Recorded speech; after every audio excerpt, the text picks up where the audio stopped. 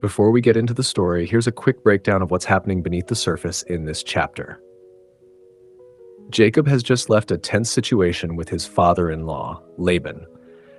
God immediately sends a welcoming committee of angels to reassure Jacob that heaven is on his side.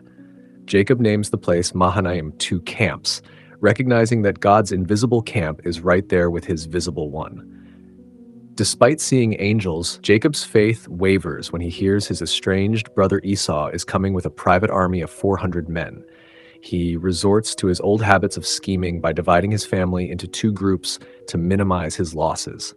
This is one of the first recorded personal prayers in the Bible. It's brilliant. Jacob humbles himself, admits he isn't worthy of God's love, and boldly reminds God of his promises.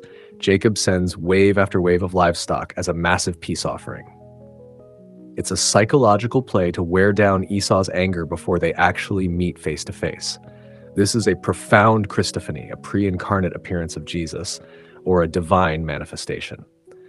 Jacob wrestles all night. The dislocated hip proves it wasn't a dream.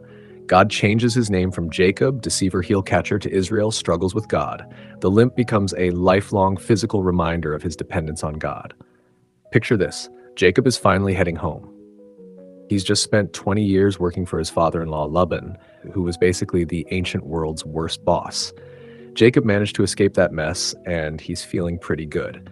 As he's traveling, he literally bumps into a camp of God's angels. He's like, wow, God's army is right here with me. You'd think after seeing literal angels, Jacob would be feeling bulletproof, right? Well, not quite, because standing between Jacob and his homeland is his twin brother, Esau. Now, a quick recap. The last time Jacob saw Esau, Jacob had just conned him out of his family blessing, and Esau was actively plotting his murder. So, yeah, family reunions can be awkward, but this one has a high probability of casualties. Jacob decides to do some damage control. He sends a few messengers ahead with a very carefully worded message.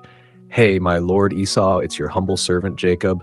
I've been away for a while, got some cows, got some donkeys, just hoping we can be cool. The messengers come back a few days later, out of breath. Good news and bad news, Jacob.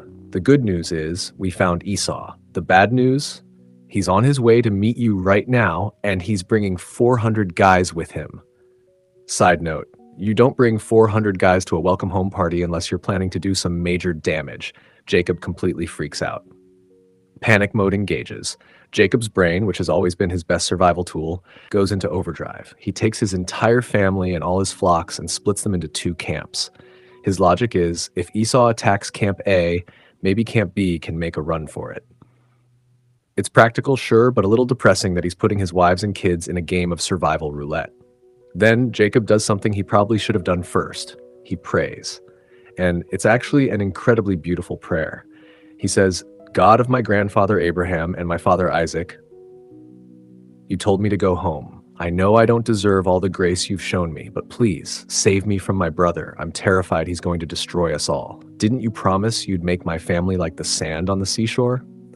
It's the ultimate God, remember what you promised prayer. But old habits die hard. After praying, Jacob decides God might need a little help in the diplomacy department. He puts together the ancient equivalent of $1 billion edible arrangement.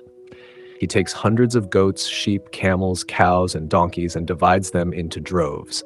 He tells his servants to walk ahead with them, leaving a big space between each group. The strategy?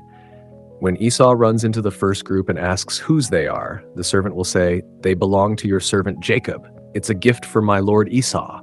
Then Esau will walk a little further, and bam! Another herd of animals. And another, and another. Jacob is literally trying to bury his brother's anger under an avalanche of livestock. Night falls. Jacob sends his wives, his kids, and everything he owns across the Jabbok stream. Now Jacob is completely alone in the dark. No family to hide behind, no clever schemes left to play, and a very angry brother waiting for him at sunrise. And out of nowhere, a man shows up and attacks him. They start wrestling. And I don't mean a quick scuffle, I mean an all-night, drag-out, exhausting MMA match in the dirt. As the hours go by, Jacob realizes this isn't just a mugger. This is someone divine. It's God himself, showing up in human form. They wrestle until dawn is breaking. The man sees that Jacob is stubborn as a mule and refuses to tap out, so he simply reaches out and touches Jacob's hip socket. Pop! The hip is instantly dislocated. Imagine the pain. Most of us would be screaming for an ambulance. But Jacob, he wraps his arms around the man and hangs on for dear life. The man says, "Let me go. The sun is coming up." And Jacob, sweating, crying, and physically broken, says one of the most powerful lines in the Bible: "I will not let you go unless you bless me." He's not scheming anymore. He's not tricking anyone.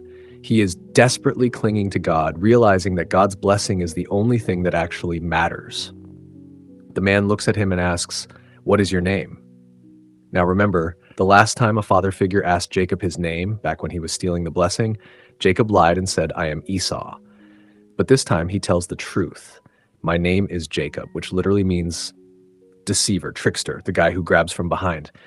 He owns his mess. God says, "Your name isn't Jacob anymore.